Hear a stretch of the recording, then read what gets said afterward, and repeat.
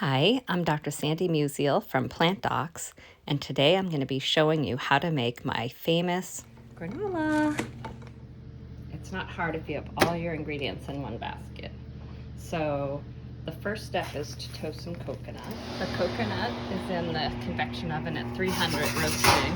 It just takes about 10 minutes, and I just shake it up until it looks a little brown. Like this.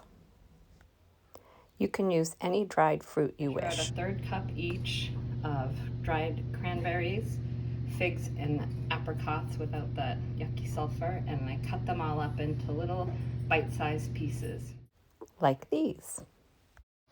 All right, the coconut looks done, a light tan color. So I'm going to take it out and add it to my dried fruit. I'm going to mix together the dried fruit and coat it with all the coconut. What this does is it prevents the little pieces from sticking together, especially the cut pieces of figs and the cut pieces of apricots that can all stick together, and you want them to spread out and distribute throughout the granola. And it also gives the coconut something to stick to so it doesn't all just sink to the bottom of the granola. Beautiful coconut coated dried fruit. You mix your dry ingredients together, which is mostly oats, 4 cups of oats, 1 cup of a flaked whole grain cereal, pumpkin seeds, the nuts of your choice. I use sliced almonds and walnuts. And then I also put in a half a cup of ground flax seed and some wheat germ.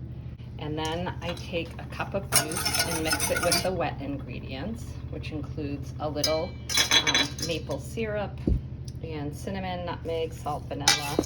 So basically the process is you heat up and reduce down a juice. I use pomegranate juice today, but I often use apple cider with your spices. When this has heated up and reduced by about a half, I shut off the heat and I add it to my dry ingredients. And then you just mix this up so everything gets wet, and then you're gonna roast it. Tossing well, you just spread it between 2 baking sheets evenly. So I spread my granola between 2 pans, just give them a little shake to help distribute it. And an oven preheated to 300, where I just took the coconut out of. I'm gonna add in. Just in a 300-degree oven for 40 minutes, tossing a couple of times. And take a spatula, redistribute it. Sometimes I switch the shelves if one shelf seems to be cooking faster than another. See, it already looks toastier and less soggy. It usually takes about 40 minutes. You don't want to overdo it. So when the granola is done, it will be a toasted light brown color and drier. Leave it on the sheets to cool, and it will become crispier.